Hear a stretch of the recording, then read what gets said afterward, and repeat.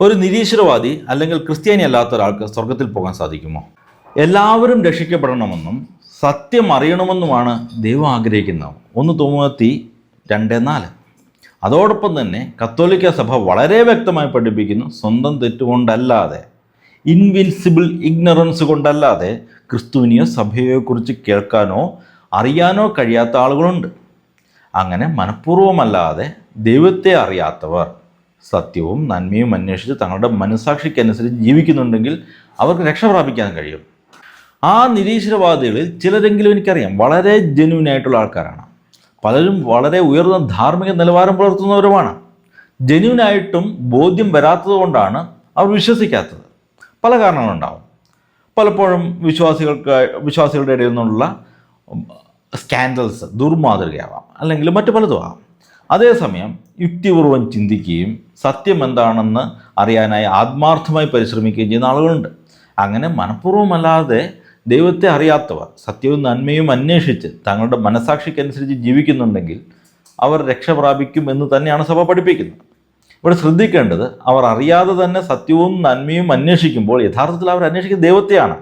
കാരണം സത്യവും നന്മയും ദൈവത്തിൽ നിന്നുള്ളതാണ്. അതുകൊണ്ട് ഒരാൾ താൻ നിരീശ്വരവാദിയാണെന്ന് പറഞ്ഞാലും ഹൃദയം സത്യത്തോട് തുറന്നിരിക്കുകയാണെങ്കിൽ രക്ഷ സാധ്യമാണ് എന്നാണ് പറയുന്നത്. അതായത് ക്രിസ്തുമതത്തിൽ അംഗമായില്ല എന്ന ഒറ്റ കാരണത്താൽ നിങ്ങൾ നരകത്തിൽ പോകില്ല, അല്ലേ? ഓക്കെ. ഇത് കേൾക്കുമ്പോൾ സ്വാഭാവികമായി ഉണ്ടാകുന്നൊരു സംശയമാണ്, യേശു അല്ലാതെ മറ്റാരിലും രക്ഷയില്ല, യേശുവിലൂടെ അല്ലാതെ ആരും സ്വർഗരാജ്യത്തിൽ പ്രവേശിക്കുന്നില്ല എന്ന് ബൈബിൾ വളരെ വ്യക്തമായിട്ട് പഠിപ്പിക്കുന്ന കാര്യമാണ്. അപ്പോൾ അതുമായിട്ട് ഇതെങ്ങനെയാണ് യോജിച്ചു പോകുന്നത്? യേശുവിലൂടെ മാത്രമാണ് എല്ലാവരും രക്ഷ പ്രാപിക്കുന്നതെന്ന് തന്നെയാണ് കത്തോലിക്ക സഭയും പഠിപ്പിക്കുന്നത്. അതിൽ മാറ്റമില്ല. ഉദാഹരണത്തിന്, നമ്മൾ ശ്വസിക്കുന്നത് ഓക്സിജനാണ്. ഓക്സിജൻ എന്നൊരു വാതകമുണ്ട് എന്ന് നിങ്ങൾ വിശ്വസിച്ചാലും ഇല്ലെങ്കിലും നിങ്ങൾ ശ്വസിക്കുന്നതും നിങ്ങളുടെ ജീവൻ നിലനിർത്തുന്നതും ഓക്സിജൻ തന്നെയാണ്. അതുപോലെ തന്നെയാണ് രക്ഷയുടെ കാര്യവും. യേശുവിലൂടെ അല്ലാതെ ആരും സ്വർഗരാജ്യത്തിൽ പ്രവേശിക്കുന്നില്ല. യേശുവിൻ്റെ കുരിശുമരണത്തിന് മുൻപ് ജീവിച്ചിരുന്ന യഹൂദരായാലും യേശുവിൻ്റെ കുരിശുമരണത്തിന് ശേഷം യേശുവിനെ കേൾക്കാതെയും അറിയാതെയും കടന്നുപോയ മറ്റ് ജനതകളായാലും രക്ഷിക്കപ്പെടുന്നത് യേശു ക്രിസ്തുവിൻ്റെ കുരിശിലെ ബലിയാൽ മാത്രമാണ്. അതായത് നമ്മൾ ബുദ്ധി കൊണ്ട് യേശുവിനെ അറിഞ്ഞ ശേഷം അംഗീകരിക്കുന്നവരായാലും അല്ലെങ്കിൽ അങ്ങനെ ഒരു ബോധ്യം ലഭിച്ചിട്ടില്ലാത്ത ഒരാളായാലും അയാൾ ഹൃദയശുദ്ധിയോടെ സത്യത്തെ അന്വേഷിക്കുന്ന ഒരാളാണെങ്കിൽ സ്വർഗത്തിൽ പ്രവേശിക്കുന്നത് യേശുവിലൂടെ തന്നെയായിരിക്കും.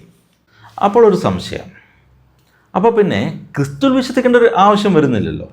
പിന്നെ എന്തിനാണ് കഷ്ടപ്പാടുകളൊക്കെ സഹിച്ച് ഇങ്ങനെ സുവിശേഷം പ്രസംഗിക്കേണ്ട ആവശ്യം? ഇല്ല, സഭയുടെ പഠനം അതല്ല.